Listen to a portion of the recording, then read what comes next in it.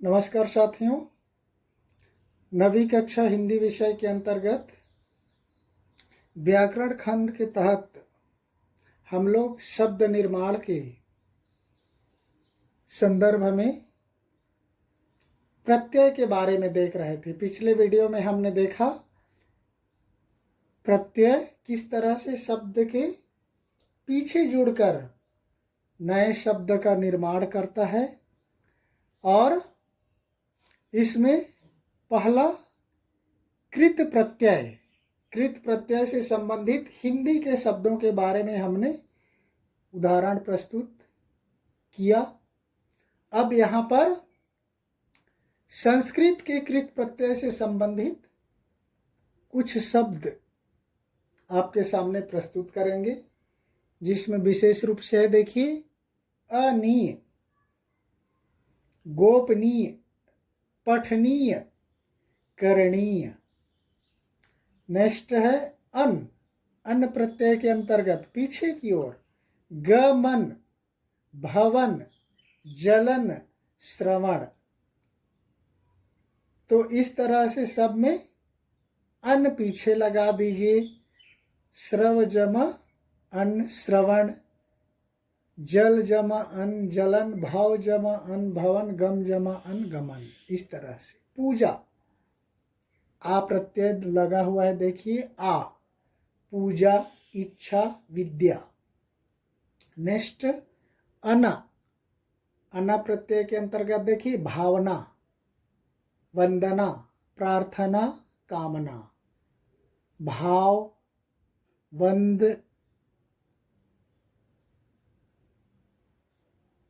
One जमा अना, प्रार्थना, प्रार्थ जमा अना, काम जमा अना, कामना। अना, उक ह्रस्व उ है, तो भिक्षुक, भावुक। देखो भिक्षुक, भावुक, उक ई, त्यागी, त्यागी, योगी।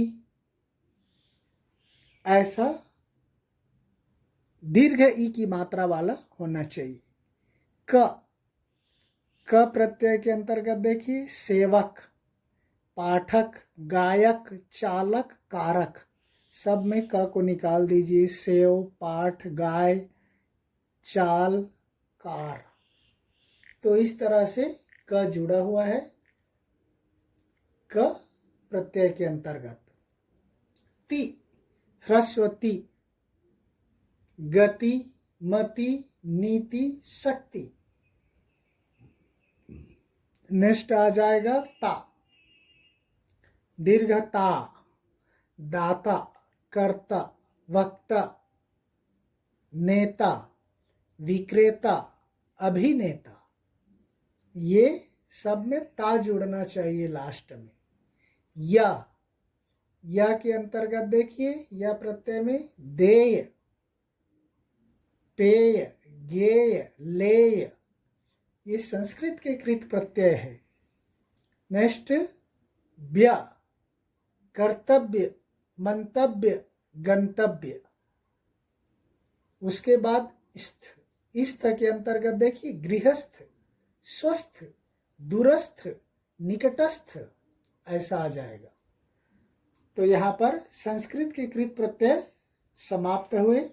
दूसरे प्रत्यय में देखिए तद्धित प्रत्यय। हमने शुरू में देखा प्रत्यय के कृत प्रत्यय और दूसरा है तद्धित प्रत्यय। जगह के अभाव के कारण हमने सीधा उदाहरण ले लिया है आ देखिए भूख जमा आ, भूखा। अन्य शब्द के अंतर्गत देखिए प्यासा, मैला, ठंडा। नेक्स्ट आ जाइए आई, बुरा जमा आई बराबर बुराई। अन्य शब्द के अंतर्गत देखिए अच्छाई, भलाई, ठकुराई, पंडिताई, मिठाई। सब में आई। आगे आप निकाल लीजिए मीठा, पंडित, ठाकुर से ठकुराई, भला, अच्छा, ऐसा आ जाएगा। ठाकुर से ठकुराई। आनी के अंतर्गत देखिए दीर्घ मात्रा वाला आ गया जेठ जमा आनी बराबर जेठानी। अन्य शब्द में देखिए देवरानी, पंडितानी, मेहतरानी, ये जुड़ जाएगा। नेक्स्ट में आहट, आहट के अंतर्गत देखिए कड़वा जमा आहट, कड़वाहट। अन्य शब्द में देखिए गर्माहट, चिकनाहट, मरमराहट, खड़खड़ाहट, सरसराहट, इस तरह से शब्द आ जाएंगे। हमने यहाँ पर कुछ प्रमुख शब्द ही लिया है। नेक्स्ट में आर, आर प्रत्यय में देखिए सोना जमा आर, सुनार। अन्य शब्द में लोहा जमा आर, लोहार, ये थोड़ा अलग हटके है। आस, आस के अंतर्गत देखिए मीठा से मिठास, खट्टा से खटास, भड़ से भड़ा से भड़ास, तो इस तरह के हो जाएगा। नेक्स्ट देखिए इक, इक के अंतर्गत देखिए ह्रस्व ई है, इससे संबंधित बहुत उदाहरण शब्द परीक्षाओं में पूछा जाता है। ह्रस्व ई है मतलब छोटे ई की मात्रा वाला मात्रा लगेगा। समाज जमा इक, सामाजिक हो जाएगा। अन्य शब्द के अंतर्गत देखिए दैनिक, दैनिक ये थोड़ा बिल्कुल अलग होता है। दिन, द में ह्रस्व रहेगा, दीन, दैनिक। नैतिक का नीति, नीति जमा इक, नैतिक। साहित्यिक, साहित्य जमा इक। धार्मिक, धर्म जमा इक। ये बहुत परीक्षाओं में पूछा गया है, ध्यान रखिए इसके उदाहरण। इया, ह्रस्व इया मतलब छोटे ई की मात्रा। दुखी जमा इया, दुखिया।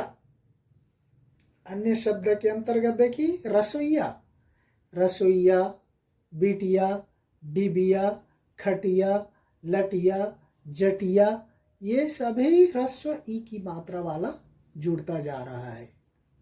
नेक्स्ट दीर्घ ई, देखिए ई, ये पीछे की और बड़ी की ई वाला जुड़ेगा। देखिए धन जमा ई बराबर धनी।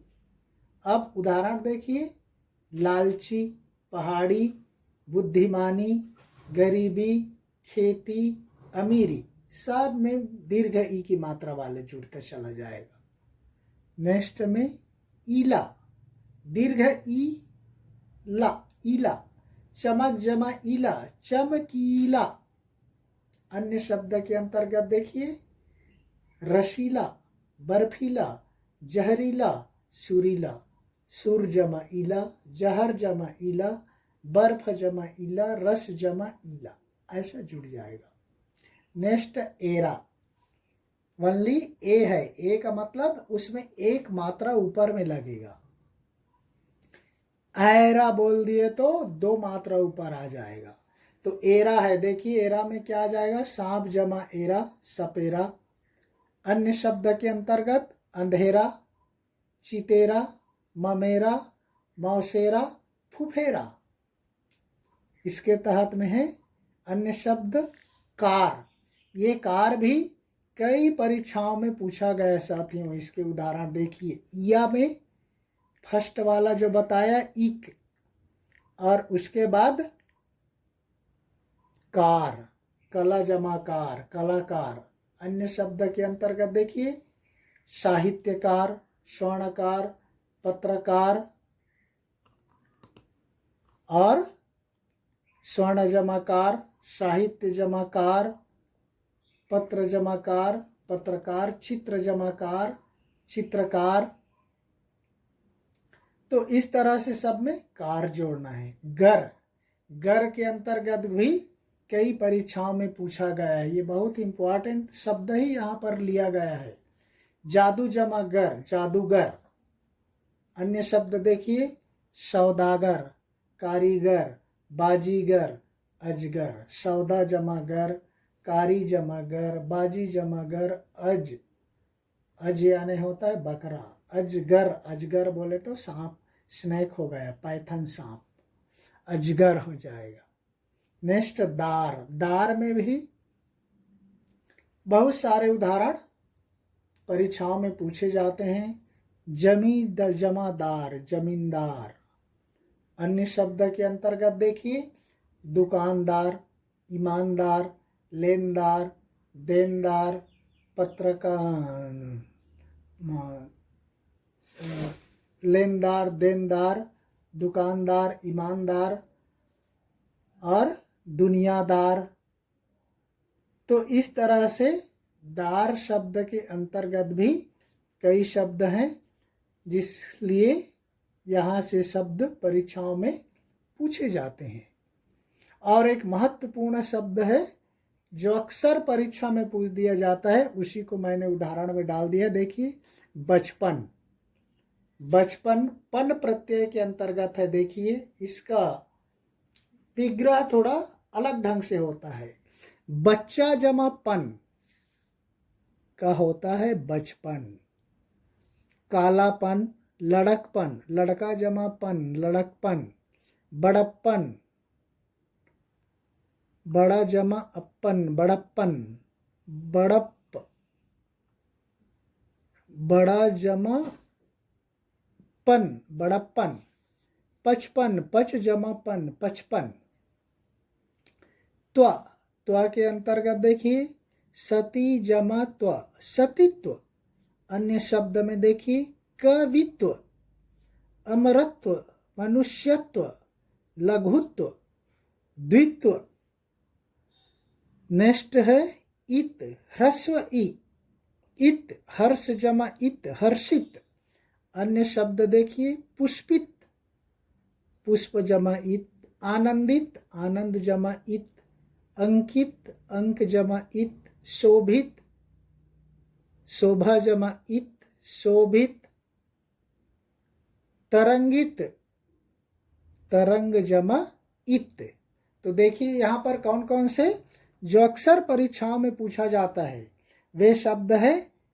ईक, ह्रस्व ईक, फर्स्ट लाइन वाला देखिए। उसके बाद आ जाएगा कार, कार के अंतर्गत देखिए घर, कार के अंतर्गत साहित्यकार, स्वर्णकार, पत्रकार। और